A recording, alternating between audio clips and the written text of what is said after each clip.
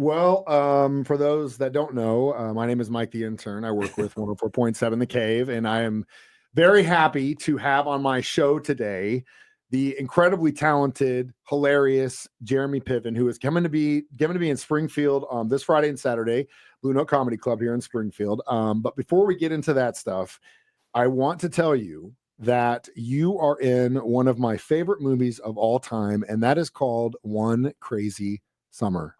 Does anyone ever say that to you? I no one's ever. I don't know if anyone's ever said it's their favorite movie. One I of mean, my it says a favorites. lot about you. Oh, I mean, I'm a You're a child man of the child. I'm a man child of the 80s, and for some reason that movie was on all the time in the infancy of HBO. And I think there was a picture I drew in kindergarten of a character named Hoops based off of that show or that movie, which is Yeah, crazy. I mean, this is a lot of stuff that your listeners have no reference for. So this, you know what that's the sound of, Mike? That's the sound of people turning off this interview. Or them going, what is Mike talking about? One Crazy Summer, guys. I'm telling you, go watch the movie One Crazy Summer. It is insane, but it is probably Mm, one of my favorite '80s hijinks movies of all right time. on. It's amazing. So thank you for that. Also, a massive fan of PCU, and the DVD commentary that you did on that was probably one of my favorite commentaries that I've ever got. And that was just by chance; it just kept rolling, and I heard it. And you just basically walked into a room and did it. It's what it sounded like to me. Well, that was the old me, and no, seriously, man, because I am my father's son. I speak the truth as I know it. And as my mother said, who passed away recently, she said, people don't know what to do with the truth. So you might just keep it to yourself. They don't know how to process it. And that's one of those cases where, like, I was, uh, it was, look, and this will lead us to why I'm coming to Springfield. I'm an improvisational, comedic actor. And, I've been lucky enough to be in 80 movies, and, I've been around, and I know that when you're doing a comedy and you have sketch comedy actors like myself, you got to let them run a bit. And I was not allowed to run and improvise, and I had to stick to the script, which was great. It's a great script. And what if on a just one take, I give them 116 options? They may all be terrible, but then my frustration kind of led to that DVD, and it was not very diplomatic. It was not politically correct for politically correct university. The film. But it was so on brand for what that movie is and what you are. And I just, again, like I was like, God, I've seen this movie 1,000 times. I don't even think I've even listened to the commentary before. But let's see what it said. Man, we were like 10 minutes in. I was like, this You- is hilarious. And you know what, they people ask, people ask, I have to say, they ask all the time. Every time I tour, they now that I think about it, they do love that movie. They don't say it's their favorite film of all time, but they say, why we love it. We can't find it anywhere. And what's interesting is, and this is a much longer conversation, it's about the absurdity of the obsession to protest and at anything, and the irony of this film is thick. And at one point they protest saying, we're not gonna protest. Protest. You know what I mean? So and now we're dealing in a time where, here's my film, The Performance, where I play a Jewish tap dancer that dances, hides his identity and dances for Hitler.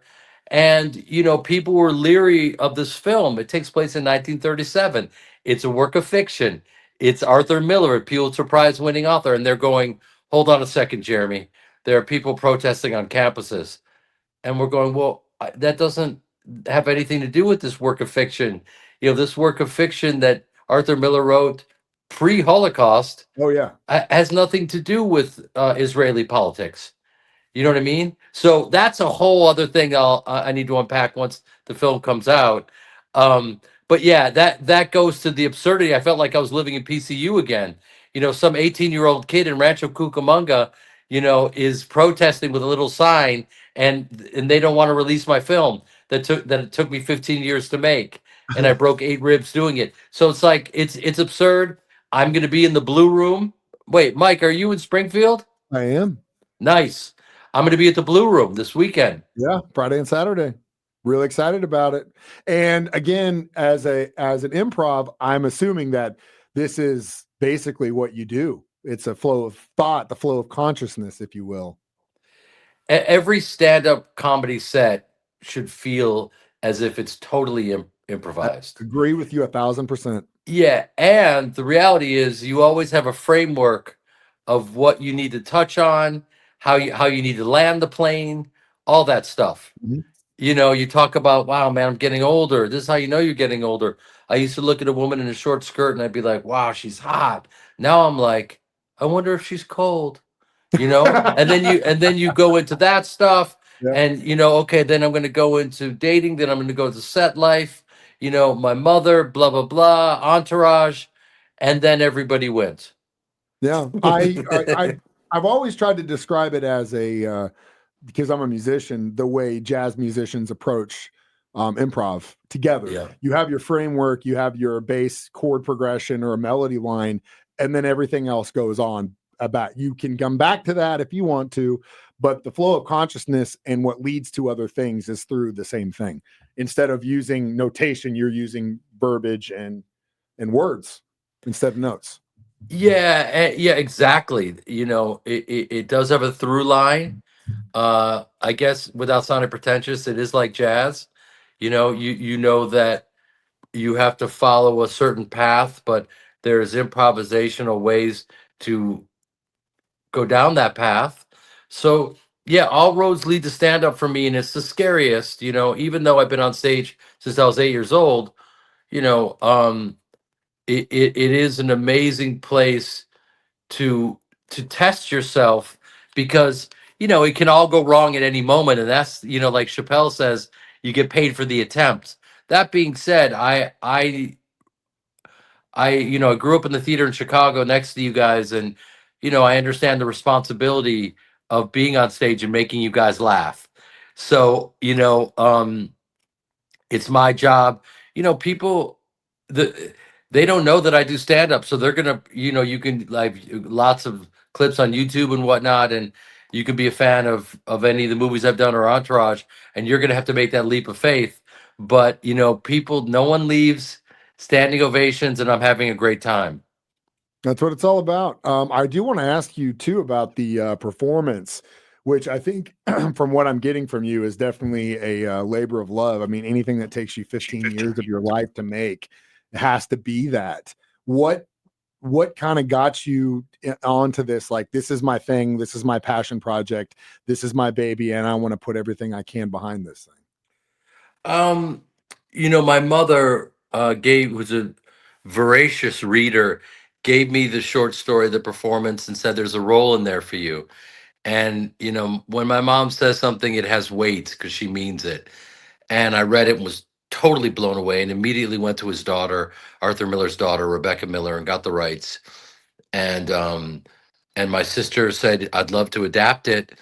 And I'm telling all the secrets right now, um, because with the brother sister relationship, I think people, once you reveal the true nature of how it all went down, you know.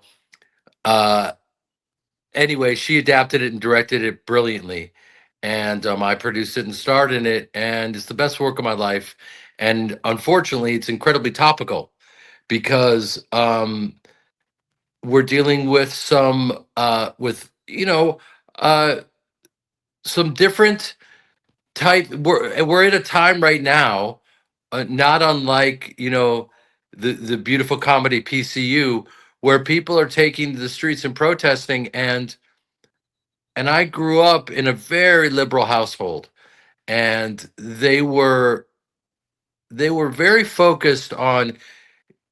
They knew intrinsically that there wasn't an even playing field, and that minorities didn't have the same shot as white people. And so there were people of color in all of our plays. And this is not a performative gesture on my parents' part. There was no Twitter. You know what I mean? They were doing it because it was the right thing. And they wouldn't preach it. I just watched and learned. And I was lucky enough to be at a school that was incredibly integrated and the only white boy on my football team. And part of what I think racism is, not part, I think what it is the lack of knowledge about someone 100%. else's culture. 100%. So 100%. I was very lucky in that way, and I got to see that. And the same thing with the Jewish culture. There's so many different layers and variables as to what's going on, and it's just everyone's like, it's very clear cut. Here's the oppressor. Here's the oppressed, and it's like, well, I think it's a little more complicated than that. You know what I mean? Absolutely. And if you're not open to that, then there's a problem. Let's Mhm. all listen to each other and get to the truth. And so we're at a time right now. I don't know how I got, man. I'm on one this morning. Sorry. My fault. I said, let's talk about One Crazy Summer. And then that was Yeah. on down the road. Well, I mean, one crazy summer was when I was a child, and now I'm on to something that is the work of my life. And you asked me why. And I think the why is because, I'm so lucky to be working and to do what I love. And you have to create your own opportunities for yourself. And this is one of those situations where I had to pay for the rights every year and it wasn't cheap. And people just wanted me to give up. They thought, it's not going to happen, man. You're 5, 10, 15 years into it, and I'm still paying. And like, I didn't want to give up because I didn't want to give up on myself, Mm-hmm. to be honest with you. And so what I have is the best work of my life. And isn't it interesting that it's something that I found and nurtured, and it's a family project, and it's something that I put together instead of going and looking and auditioning and hustling, which is all part of the game. And the reason why, to be honest with you, so many people either don't want to be an actor or it just doesn't work out is you got to be able to deal with rejection.